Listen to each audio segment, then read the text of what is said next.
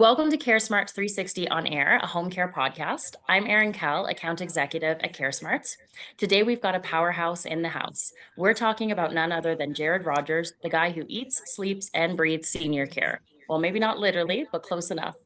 Jared's the chief executive at Life Force Senior Care, a company that's been rocking the live-in custodial care game since 1989.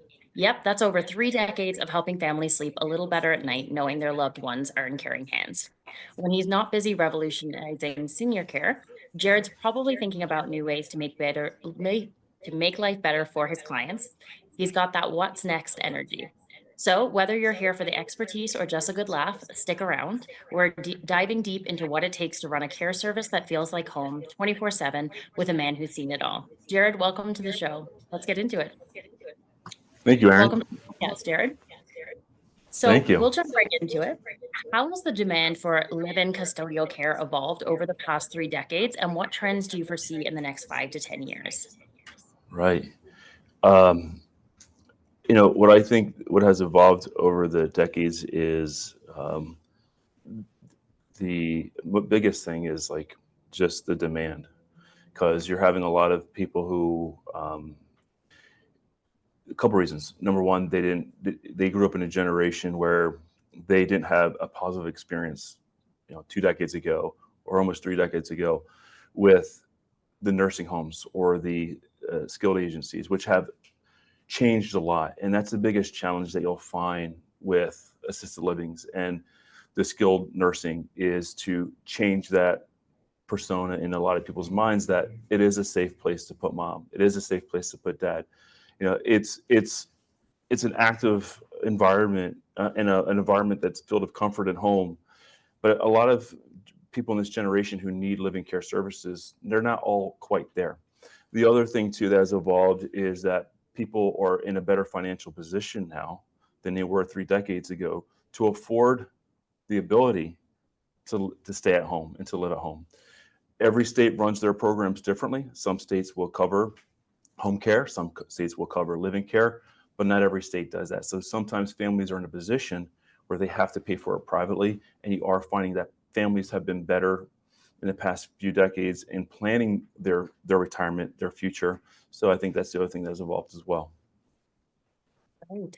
And what are some of the biggest challenges you've encountered with live in care, and how has Life Force Senior Care overcome those? Right.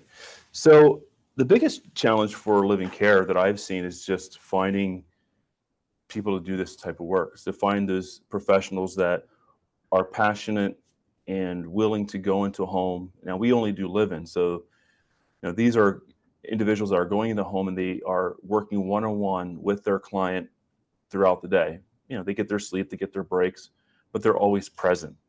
So what we're finding is a lot of the people that do this type of work, or most of them, are foreigners. So you get a lot from West Africa, the Philippines, the Caribbeans, and those individuals came to America 30 plus years ago, not really for themselves, but for the next generation. So they're in the homes, they're working hard, they're building a savings, they're putting their kids through college, they're putting their kids into professions like accounting and banking and even the medical field like nursing or even becoming doctors. So the biggest challenge that we were having not too long ago was finding younger professional staff to come in to provide this service.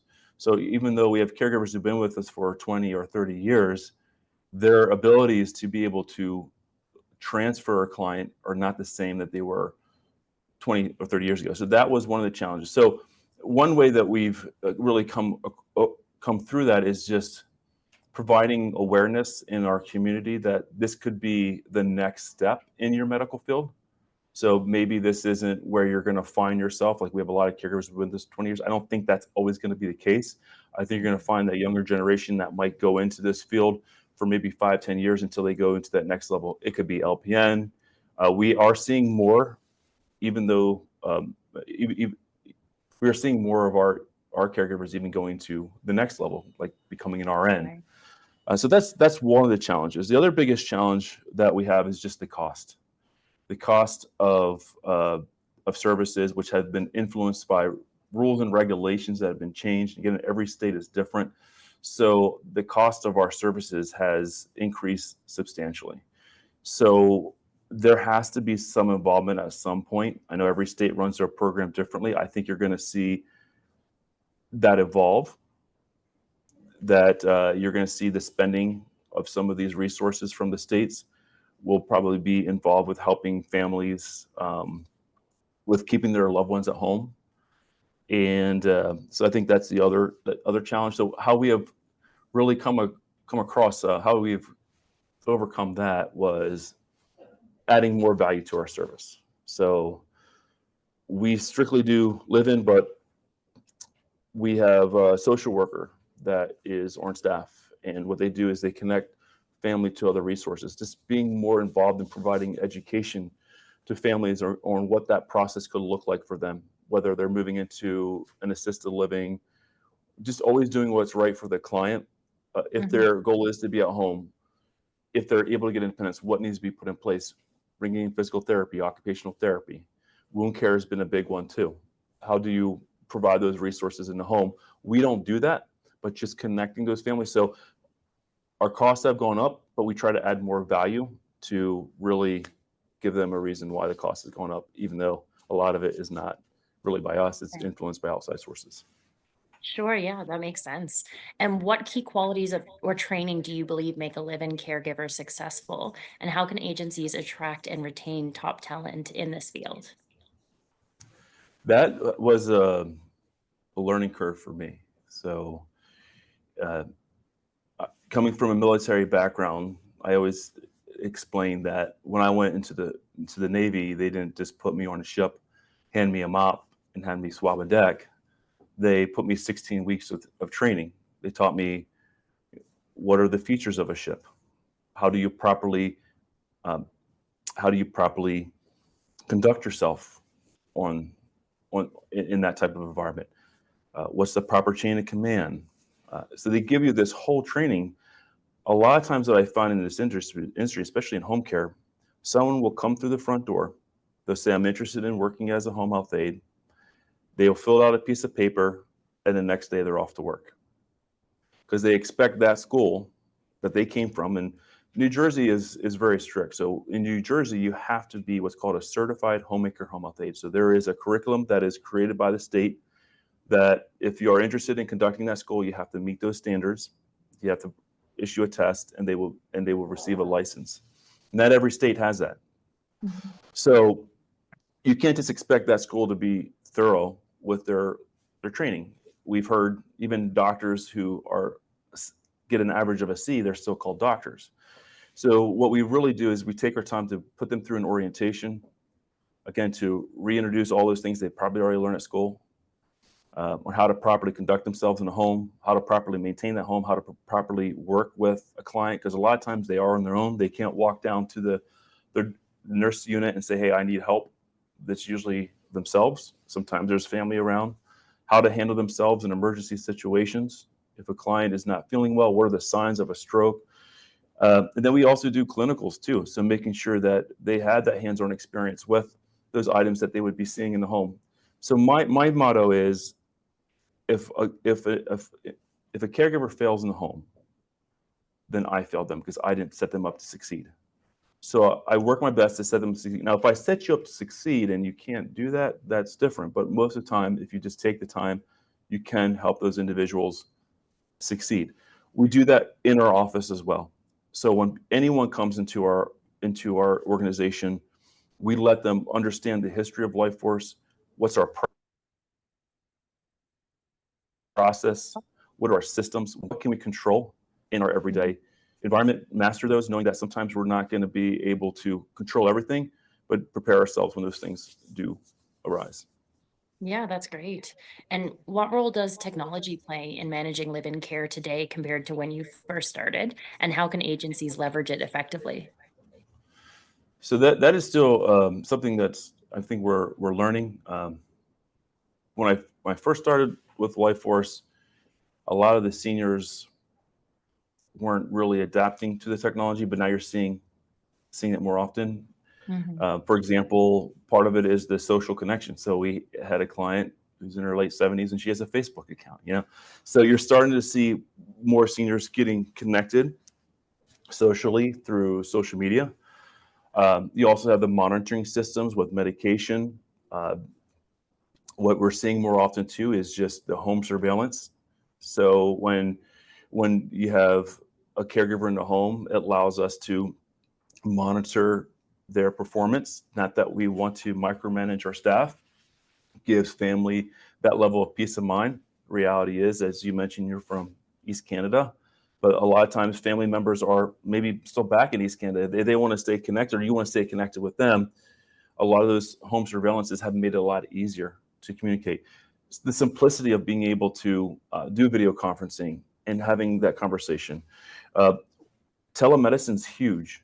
That has really kind of revolutionized the ability of keeping someone at home who's not, because when you're working with a live-in, clients will get to a point where it's really difficult for them to leave that home, and so they need resources that come to them.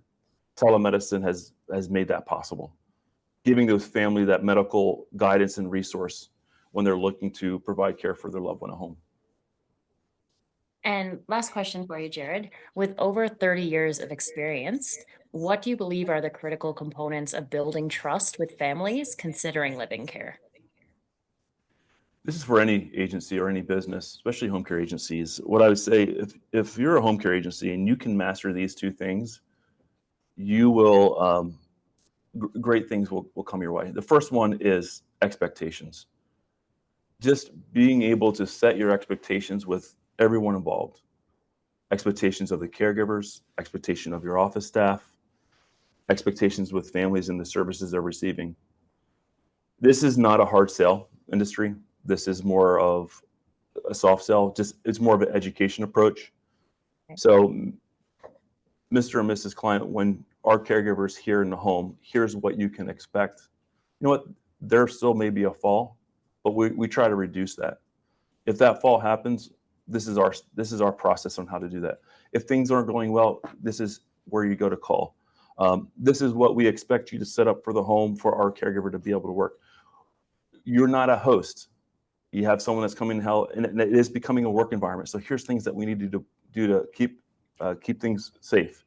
I think that's the biggest thing, is setting those expectations and being really clear. When a caregiver is going into a home, a lot of caregivers will complain, I went to the home, it's not exactly what I was told. Even if it's not comfortable, tell them. And my expectation is with my staff is that they explain to the caregivers what are the challenges. And the challenges aren't always lifting. Sometimes it's, you know what, there's a dog in the house. Sometimes it's the daughter's going to be a little bit more involved. So you just got to be comfortable with having someone looking over your shoulder. So identifying those challenges, setting that expectation clearly with the caregivers, give them a chance to say no. I know that we're sometimes in a crunch, but it's better to set up everyone correctly, and you're going to build a huge amount of trust because they know that when Jared speaks, it's exactly what I'm getting. And I always like to say, there might be little things here I'm missing, but I'm giving you a majority of what I know. So I think the other thing is communication. It's if you can master expectations and second one, communications, that is extremely important. Sometimes you have to have those uncomfortable conversations with your staff, and sometimes you have to have those uncomfortable conversations with the family members. Just communicate, keep everyone involved and informed. That's my two tips. That's great. Well, thank you so much, Jared, for sharing your expertise. And to our lovely audience, thank you so much for tuning in. Until next time, I'm Erin Cowell with CareSmarts 360. Thank you.